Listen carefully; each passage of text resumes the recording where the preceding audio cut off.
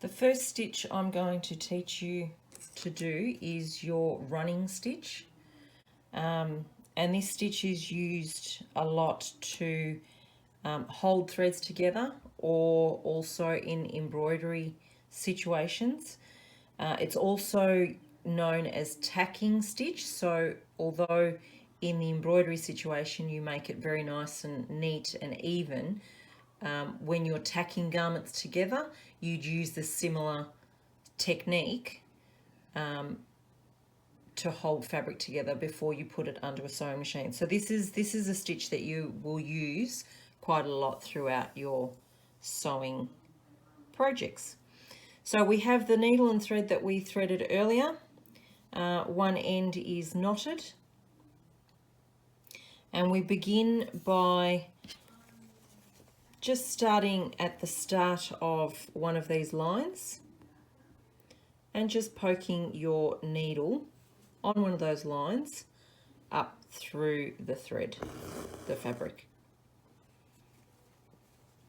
Okay, and a running stitch needs to just be even all the way along the fabric. So you would pass your needle down into your fabric, roughly about 5 millimeters, half a centimeter. It's only rough, you do not need to get a ruler out to do this. But what you're aiming to do is the gap between your stitch will roughly be the same as the length of your stitch, so that you've got a very similar stitch, gap. Then you'll have stitch and gap. So I'll bring that back up, and then roughly the same distance we poke our needle back through the fabric.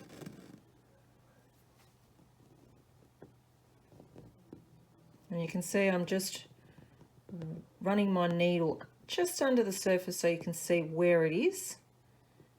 Find the point that you think is roughly the same distance and bring your needle through again.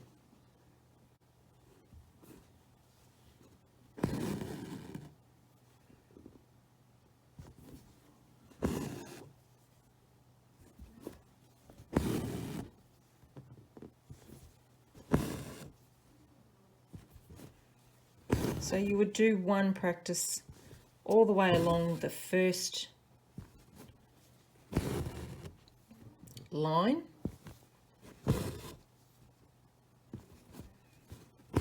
So just running in and out of the fabric all the way along.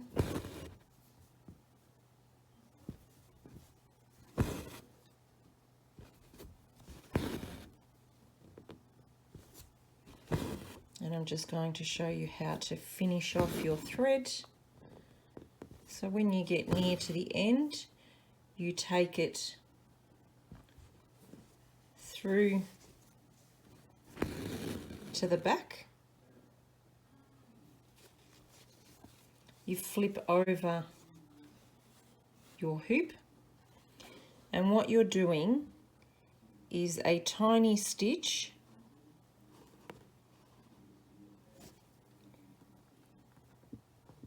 picking up just a couple of the fibers or the threads